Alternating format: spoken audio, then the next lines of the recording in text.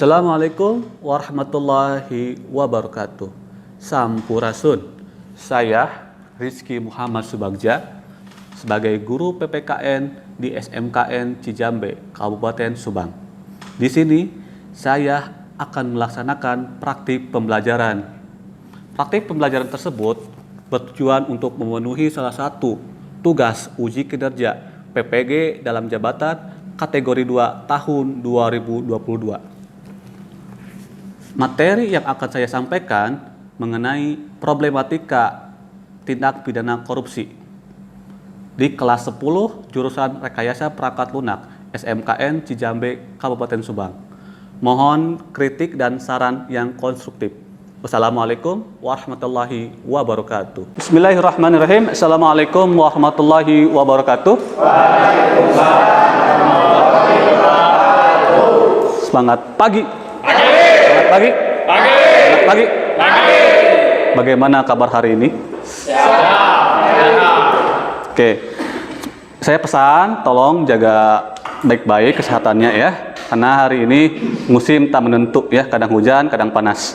Karena itu tolong jaga iman, imun dan untuk keamanan kita ya. Oke. Hari ini sangat luar biasa ya. Sangat panas sekali, namun kita mendinginkan dengan pelajaran ini. Ya, intinya jangan sampai terlalu serius, tapi kita harus serius tapi santai ya. Hari ini kembali lagi ke mata pelajaran pendidikan Pancasila ya, di kelas 10 RPLB. Sungguh sangat senang sekali bisa ketemu lagi sama anak-anak yang hebat ini ya. Saya salut dengan semuanya. Semoga kita menjadi lebih baik lagi. Amin. Amin. Oke.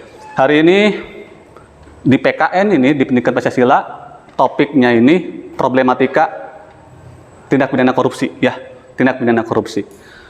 Untuk meningkatkan rasa keimanan kita ya sebagai nilai-nilai ketuhanan yang Maha Esa, mari kita berdoa terlebih dahulu oleh KM-nya. Silakan untuk memulai. Mina, saya kembali. Siap, rak. Siap, rak. Sebelum memulai kegiatan, baiknya kita berdoa, mulai.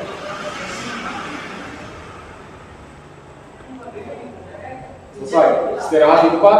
Assalamualaikum warahmatullahi wabarakatuh. Waalaikumsalam warahmatullahi wabarakatuh. Terima kasih KM. Nah, setelah kita berdoa, tentunya menambah kenikmatan kita ya. Nah,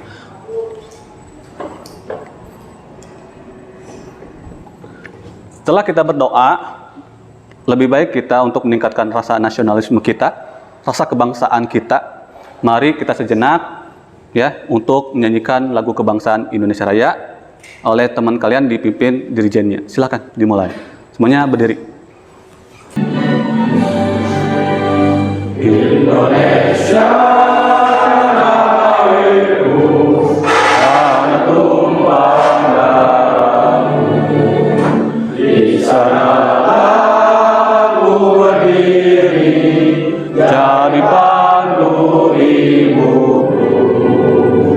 Indonesia bangga, Indonesia yang merdeka, merdeka, tanahku, negeriku yang ku cinta. Indonesia yang merdeka, merdeka, hiduplah Indonesia Raya. Indonesia yang merdeka, merdeka, negeriku yang ku cinta. Indonesia yang merdeka, merdeka, hiduplah Indonesia Raya. Oke, terima kasih. Silakan duduk kembali. Untuk memulai pembelajaran hari ini, kita cek dulu kebersihannya ya, untuk mendukung sekolah adiwiyata di sekolah tercinta ini ya. Coba cek dulu kebersihannya. Coba ditengok kanan kirinya, ada sampah tidak? Apakah sudah bersih atau ada sampah? Ya. Terima kasih ya. Jadi kalian telah mendukung program sekolah untuk mencapai sekolah adiwiyata kabupaten. Nanti semoga sekolah ini bisa menjadi sekolah adiwiyata tingkat provinsi bahkan nasional. Amin ya. Oke. Saya mau ngecek kehadirannya ya. kehadirannya. Saya pengen mengetahui sejauh mana kalian bisa disiplin dalam pembelajaran di kelas ini. Untuk sekretaris, siapa yang hadir atau tidak masuk? Siapa aja? Silakan. 10 RPLB, siapa deh? Oke, terima kasih. Oke, selama 4 pertemuan ini dan bahkan lebih dari 4 pertemuan, sangat luar biasa 10 RPLB ini terus signifikan langsung absensi 100 full. Sangat luar biasa. Saya apresiasi sekali. Tentu ini akan diteruskan ke wali kelas. Ini semoga amal kalian untuk bisa belajar di sini tetap terus meningkatkan ya. Saya kasih apresiasi dulu untuk 10 RPLB ini. Kita kasih aplaus semuanya buat kita semua. Oke. Nah, jadi tolong tingkatkan dan konsisten ya dalam berbuat kebaikan. Lalu saya mau ngecek kesiapannya kalian sejauh mana bahan ajarnya maupun handphone, lalu pulpen, bukunya. Coba cek dulu. Ada yang ngebawa pulpen atau bawa buku? Ada? Oke, handphonenya dibawa. Kita gunakan handphonenya untuk kita bermanfaat belajar ini. Ada saatnya kalian menggunakan handphone, ada saatnya untuk disimpan dahulu ya. Oke, terima kasih setelah mempersiapkannya. Walaupun saat ini panas sekali, kita dinginkan yuk kita dengan ice breaking dan semuanya keluar dulu dari bangku ini di sini. Kita ice breaking dulu ya. Kita joget-joget dulu aja ya. Ayo, joget aja. Ayo, joget semua. Ayo.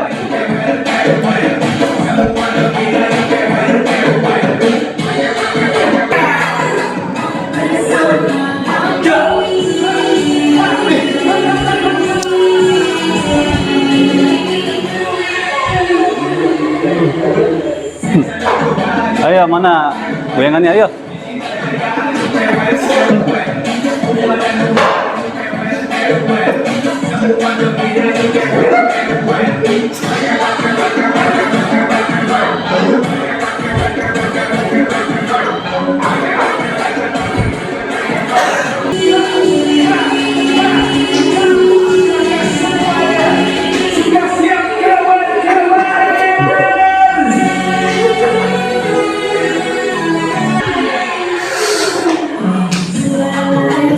Masih ada waktu, ayo joget lagi terus biar menghangatkan suasana ya.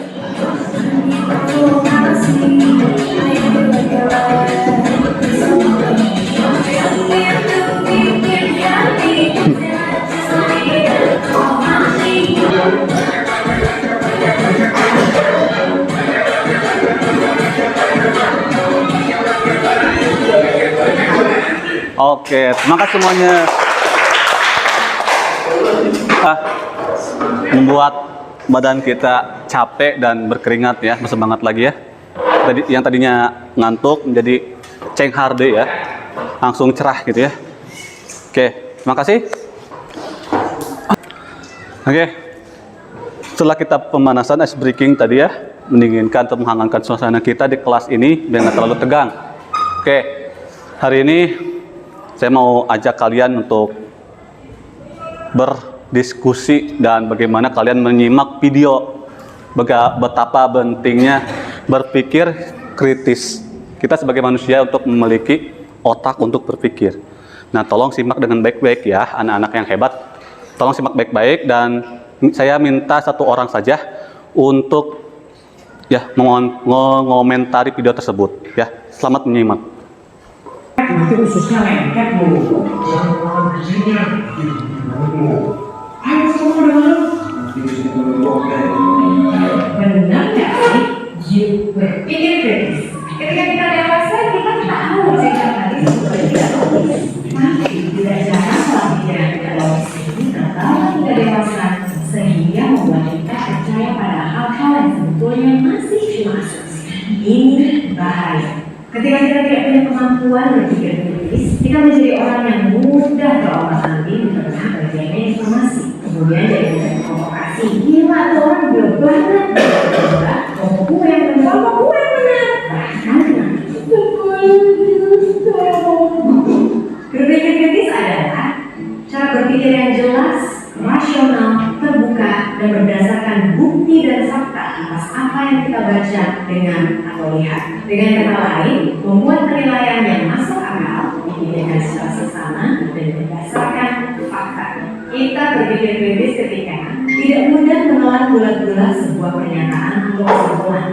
Punya sikap mempertanyakan yang sehat terhadap pernyataan dan kesimpulan ini, dan tak kalah penting punya rasa penasaran dan keinginan mencermati bukti-bukti yang ada untuk memahami sebuah pernyataan atau kesimpulan secara menyeluruh. Pernyataan sensasional banyak bertebaran di sekitar kita. Benar-benar membuat usus saya. Apa benar? Pertanyaan, Anda tahu dari mana? Siapa atau apa sumbernya? Apa sumber ini terpercaya? Kenapa tubuh kita tidak bisa menyimak permen karet? Bagaimana proses pengambilan permen karet yang sudah dimana dilakukan membuat usus lengket? Sederet pertanyaan kritis kita melahirkan bukti dan jawaban pasti yang menjadi dasar kita mengambil keputusan, baik itu keputusan kecil atau besar dalam keseharian kita. Berpikir kritis adalah keterampilan seorang pemimpin. Mau maju? Mulai asal dan biasakan berpikir kritis. Oke, terima kasih. Oke, telah menyimak video tersebut, anak-anak yang hebat ini, silakan satu orang saja untuk mengomentari video tersebut. Silakan, ada yang berani? Silakan. Video tersebut menginformasikan bahwasanya berpikir kritis itu sangat penting. Semua untuk mengomentari ataupun mengkritisi apapun itu, selama itu baik dan buat kita dan bermanfaat buat orang lain, mari kita kritisi, tapi yang solutif, memberikan suatu solusi yang ada, ya. Itu berpikir kritis dan diperlukan adanya satu adalah cross check atau tabayun, ya. Jadi saring dulu informasi yang ada, jangan sampai menelan bulat-bulat, ya. Jadi harus lebih selektif dulu nih, apakah informasi itu benar atau hanya hoax atau berita bohong saja. Oleh karena itu, tolong jangan mudah terprovokasi dengan adanya penyebaran hoax. Mari kita berpikir kritis untuk kita semuanya, karena ini merupakan salah satu abad keterampilan dalam abad 21 ini, ya. Jadi mari kita gunakan otak kita untuk berpikir kritis. Oke. Pada minggu kemarin kita telah belajar, ya, belajar mengenai pengamalan konstitusi dalam kehidupan sehari-hari.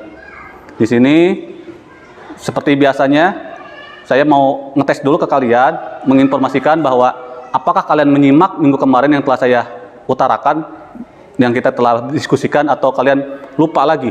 Nah, oleh karena itu, siapa satu orang saja yang berani untuk mengemukakan pendapat minggu kemarin kita ngapain aja sih gitu belajarnya. Ada yang berani? Silakan. Siap. Ya, silakan. Siap, kita berikan siap jawab. Bahwasanya kemarin kita telah belajar tentang pengamalan konstitusi dalam kehidupan sehari-hari.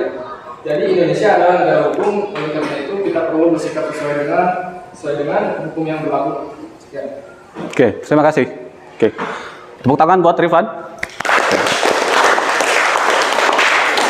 Oke, nanti alhamdulillah salah satu teman kalian di sini telah menyimak dengan baik dan benar, ya. Oleh karena itu, betul, Indra bisa terus-terusan, saat ini kita diskusi terus-terusan, ya, biar kita terbuka cakrawala yang luas pikirannya. Nah, kita diskusikan hari ini tentang ini. Seandainya, ya, seandainya jikalau Indonesia itu tidak ada koruptor, tidak ada tikus-tikus kantor, ya, apa yang akan terjadi ketika Indonesia itu bebas dari korupsi? Ada yang bisa mengutarakan pendapatnya? Silakan. Siap. Silakan, Dandi. Jawab, Taruna Dandi siap menjawab. Jika Indonesia bebas korupsi, maka negara kita akan menjadi negara yang maju, adil, dan makmur. Dan oleh sebab itu, diperlukan adanya peran kita bersama untuk bersikap tidak melakukan perilaku koruptif, dimulai dari sekarang dan dari hal yang sederhana, serta adanya hukuman terhadap koruptor secara tegas yang memberikan efek jerah. Sekian, terima kasih. Ya, terima kasih, Dandi. Tepuk tangan buat Dandi. Oke, nah ini andai kita berandai-andai, ya, bermimpi bahwa Indonesia itu katanya bebas koruptor, dari koruptor, ya, itu kan secara luas, Indonesia secara luas. Coba kita bayangkan di kelas ini. Nah, ini topik hari ini, pembelajaran hari ini, materi kita itu tentang problematika tindak pidana korupsi. Problematika itu adalah permasalahan-permasalahan yang ada dalam dunia tindak pidana korupsi. Ya, kita untuk pembelajarannya materinya dalam elemen kurikulum merdekanya di bagian UUD NRI tahun 45. Tentunya dalam segi peraturan tentang korupsi. Ya, apa aja jenis-jenisnya dan akan dijelaskan kemudian hari. Nah, ini materinya. Sangat sederhana untuk hari ini, ada 4 sub materinya. Pertama, kita harus tahu dulu ya, apa itu tipikor. Tipikor singkatannya adalah dari tindak pidana, ya, tipikor tindak pidana korupsi. Di sini ada 3 sub bagian yang perlu kita pahami tentang apa itu tipikor. Yang pertama ini adalah tindak pidana korupsi ini tentunya dapat merugikan keuangan negara kita, ya. Kenapa merugikan? Karena tentunya akan menghambat kemakmuran, keadilan, kemajuan masyarakat, ya. Tentunya akan merugikan negara kita. Tentunya keuangan kepentingan ataupun kelompok lainnya, ya. Jadi mengenal tipikor ini perbuatan yang melawan hukum, ya, untuk memperkaya kita sendiri sebagai manusia ataupun kelompoknya, sehingga menyebabkan negaranya mengalami kerugian, ya. Itu ya. Itu yang sub materi yang pertama. Sub materi yang kedua ini, materi berikutnya tentang bentuk-bentuk tipikor, bentuk-bentuk tindak pidana korupsi, ya. Apa aja sih bentuk-bentuknya? Ada 7, ya. Pertama ini adalah kerugian keuangan negara, ya, kerugian keuangan negara. Nah, lalu yang kedua suap menyuap, ya, suap menyuap, nyogok. Tahu nyogok kan? Tahu ya. Harusnya itu secara normal, tapi dikasih uang.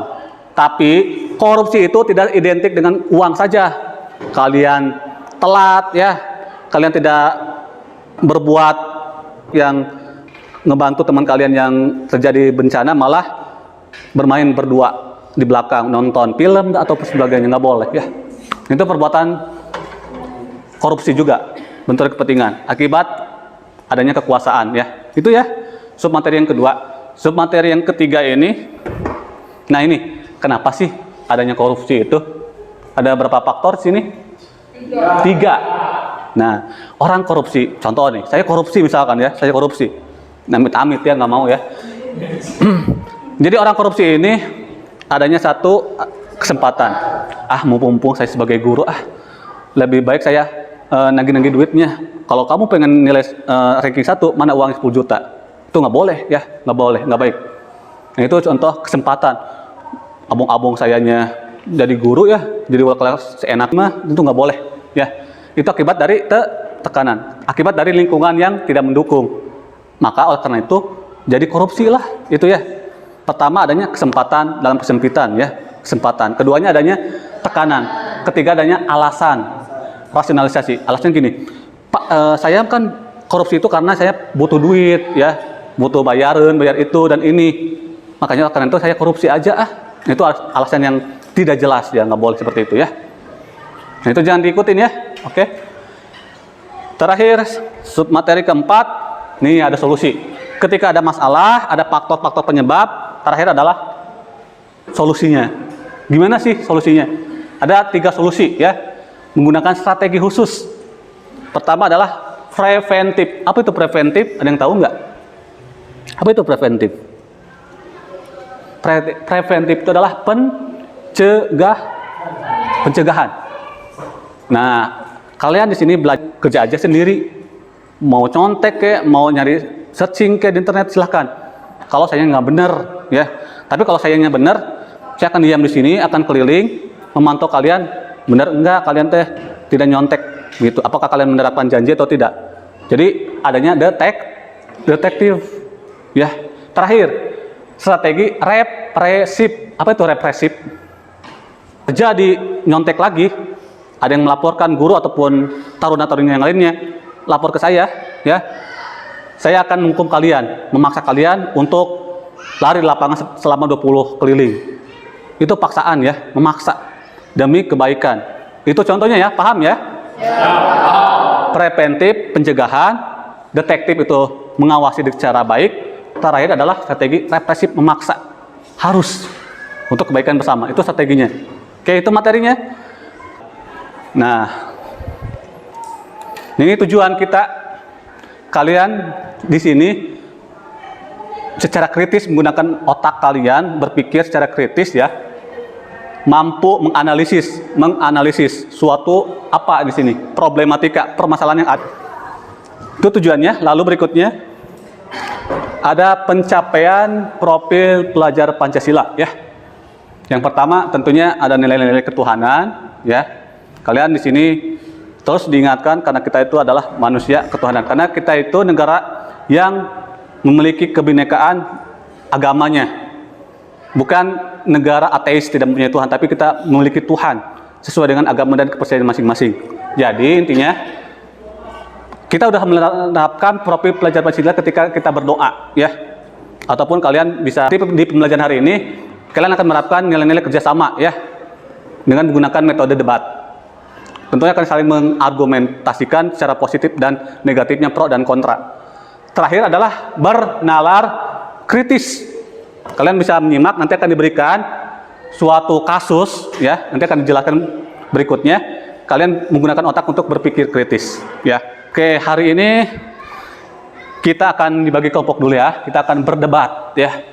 Berdebat. Nanti kalian akan dibagi kelompok. Namun di sini kalian harus memahami dengan betul ya. Harus memahami dengan betul dulu. Kalian akan debatnya tentang pro dan kontra terhadap hukuman mati bagi koruptor. Nah, nanti akan dibagi siapa yang mendukung kelompoknya, siapa yang menolak, apa alasannya. Oke.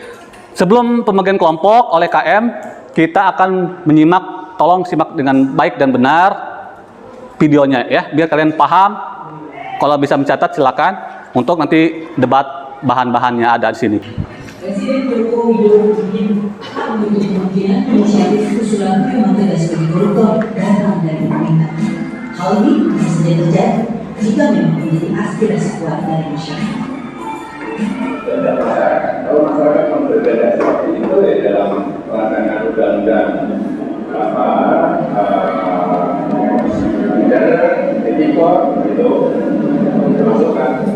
Habis hakim juga tergantung pada yang ada di desa.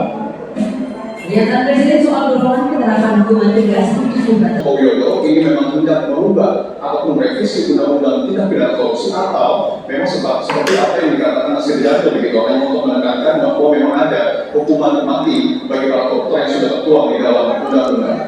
Terima kasih di foto bahagia terkait dengan wacana hukuman mati bagi koruptor dari Gedung DPR RI Jakarta.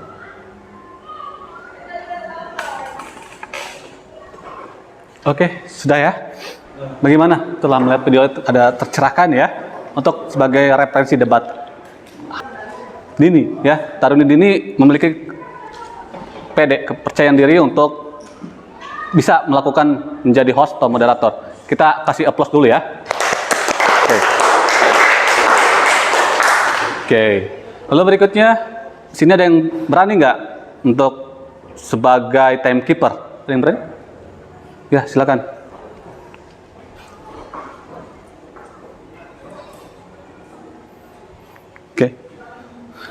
Oke. Kita applause kasih KM, silakan bentuk dulu. Pimpinan saya dari Rusia. Sebelumnya saya telah memberikan kelompoknya bunga 1 dan 2. Bunga mulai 1, 2, 1. Dan kelompok masing-masing sudah? Siap. Oke. Kelompok 1 yang mana? Kelompok 1? Oke. Kelompok 2? Kelompok 1 siapa ketua kelompoknya? Siap. Oke. Kelompok 2 siapa ketua kelompoknya? Siap. Oke. Kelompok 1 silakan ke depan. Ketua kelompok 1 dan ketua kelompok 2 silakan ke depan dulu. Dan dia. Siap. Kelompok 2 ini. Oke. Idan. Siap. Bagaimana kelompok 1 mau pro atau kontra? Siap, kelompok 1 sendiri ingin pro. Pro. Kelompok 2 bagaimana?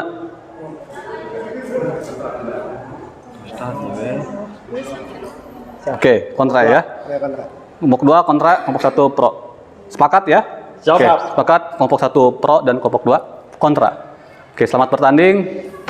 Kalah menang biasa. Silakan duduk kembali lagi ya.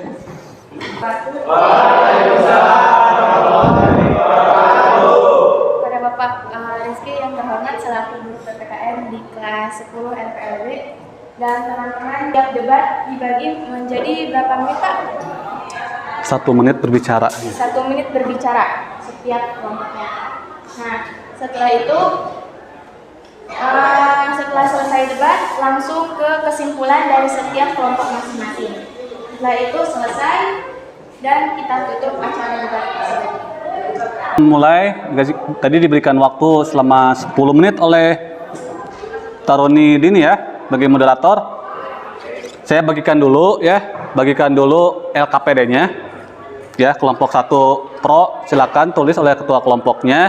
Kelompok 2 tim kontra tolong tulis ini LKPD-nya. Di sini ada opening statement-nya. Silakan kata pengantarnya oleh siapa tulis ya, opening statement-nya bagaimana kalimatnya, lalu berikutnya apa pertanyaannya siapkan dan cara menjawabnya, dan terakhir adalah closing statement ya, terakhir ya. Nah, ini. Silakan saya lanjutkan lagi. Ini terlihat ya, silakan. Nah, ini juga sama seperti ini kalau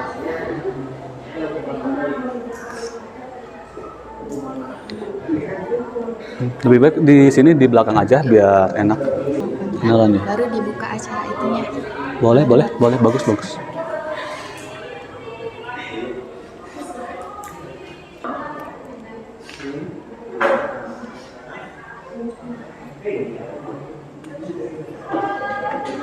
Kayak waktu itu tuh kayak.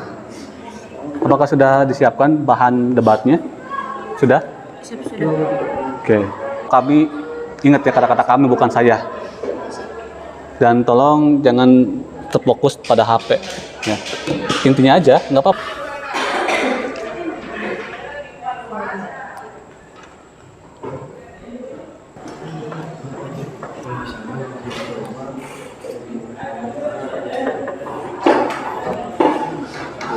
Cari peraturannya, peraturan perundang-undangannya.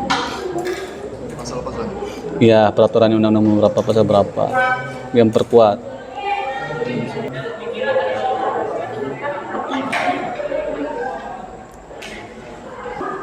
Lanjut ke acara selanjutnya yaitu pembicara dari tim pro.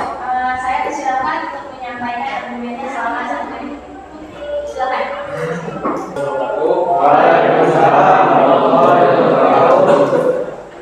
Menurut dari kelompok 1, bahwasanya kelompok 1 setuju dengan adanya hukuman mati bagi koruptor, dikatakan korupsi itu tindakan yang melanggar aturan negara yang merugikan keuangan negara. Ya. Lanjut ke kelompok kontra, silakan memberikan sandaran atau argumennya atas pernyataan etika.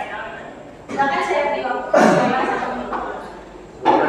Saya sendiri sejak awal kita tidak sepakat dengan hukuman mati, karena bagi Komnas HAM hak yang terhidup merupakan hak absolut seorang manusia. Dalam berbagai kajian PBB menunjukkan tidak ada korelasi antara pemberantasan tindakan pidana kejahatan dengan hukuman mati. Meski dalam pembentukan hak sipil dan politik, pasal 6 ayat 2 masih membenarkan hukuman mati, namun mengingatkan kepada tindakan pidana yang paling serius, jadi pelanggaran hak yang berat.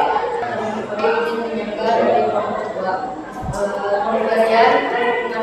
hukuman mati bagi koruptor di Indonesia masih terus menjadi perdebatan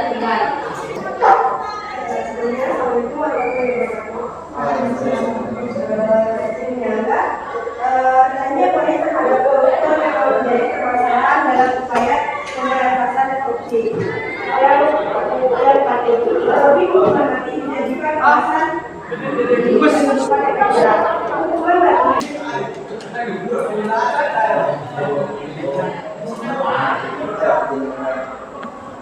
Kata tadi, maaf tadi, kenapa harus ada di negara kita? Bukan kenapa harus ada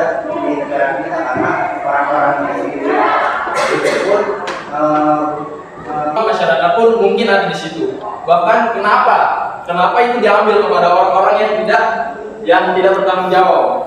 Kenapa? Apa penyebabnya? Yang ada dampaknya itu adalah merugikan negara, merugikan masyarakat banyak yang ada di negara tersebut. Silakan langsung dari kelompok kontra. Untuk kita semua menjadi komitmen yang sama untuk pemberantasan korupsi, terutama dalam aspek-aspek aktif korupsi yang mengeksekusi masyarakat. Tapi kenapa harus jalur kematian? Apakah tidak ada jalan lain seperti yang saya bilang tadi, penjara seumur hidup? Lanjut dari kelompok pro.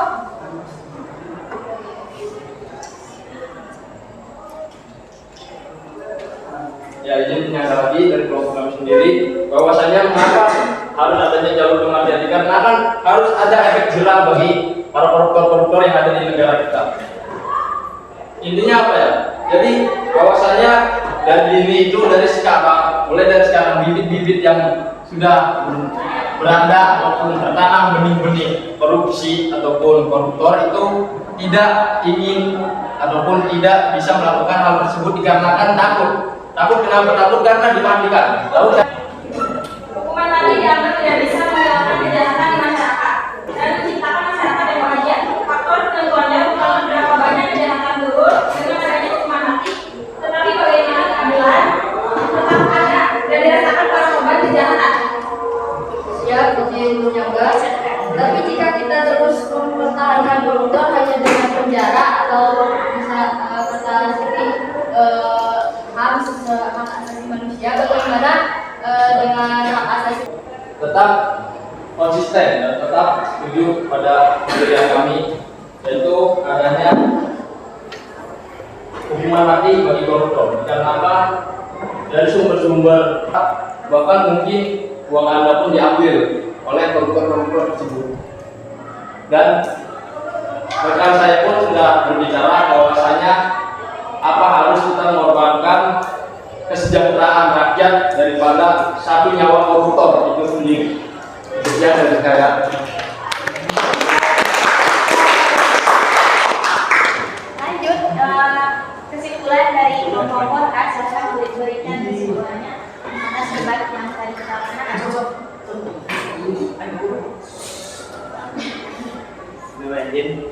Bahwasanya kelompok kami tetap teguh tentang menolaknya hukuman mati ini. Bahwasanya tidak sesuai dengan HAM.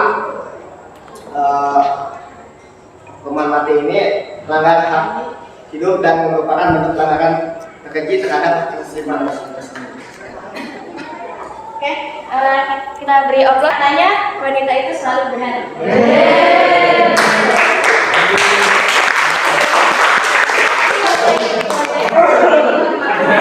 Waalaikumsalam warahmatullahi wabarakatuh. Oke, terima kasih kerjasamanya sangat luar biasa untuk tim keeper sama moderator. Silakan duduk kembali lagi.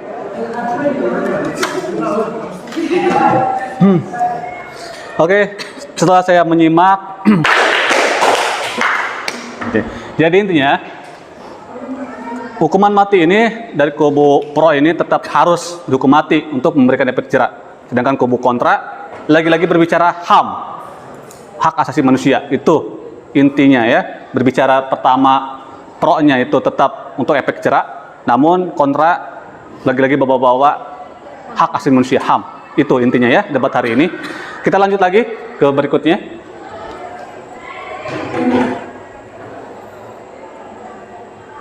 Oke.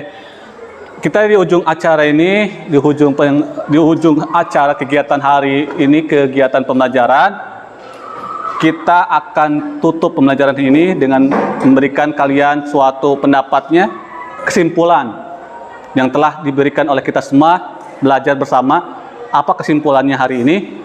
Ada yang berani? Silakan. Silakan berdiri. Siap, izin menyimpulkan dari kegiatan kita dari awal sampai sekarang ini, yaitu tindakan pidana korupsi merupakan perbuatan yang melawan hukum yang bertujuan untuk memperkaya individu atau kelompok sehingga dapat merugikan keuangan negara. bentuk-bentuk koruptor. Ya, terdapat ada 7 kejahatan. Yang pertama yaitu kerugian keuangan negara. Yang solusi mengatasinya yaitu melalui strategi preventif, detektif, dan referensi. Siap, terima kasih. Ya, terima kasih. Ya, tepuk tangan buat kita semua. Oke, tadi telah ditemukan oleh salah satu rekan kalian. Jadi intinya kesimpulan hari ini betul ya dibicarakan oleh rekan kalian bahwa berbicara korupsi ini berbicara kerugian negara, bukan negara saja yang rugi, tapi kita adalah rugi semua ya. Jadi yuk kita tanamkan diri kita, mari kita cegah korupsi mulai dari kita sendiri sekarang lakukan, dan hal yang sederhana ya, harus bisa lebih baik lagi menjadi generasi milenial yang bebas korupsi. Kalian harus siap, kita menyongsong Indonesia Emas 2045, Indonesia bebas korupsi mulai dari saat ini oleh kita, dan sederhana. Lakukan yang sederhana yang sekecil mungkin akan mengurangi dampak negatif korupsi ini ya. Oke, kita lanjut ke refleksi pembelajaran ya. Kalian gunakan HP-nya yang udah saya share di grup, linknya silahkan kalian buka. Seperti biasa kita menggunakan Google Jamboard ya, silahkan dibuka link yang sudah saya berikan di grup WA-nya.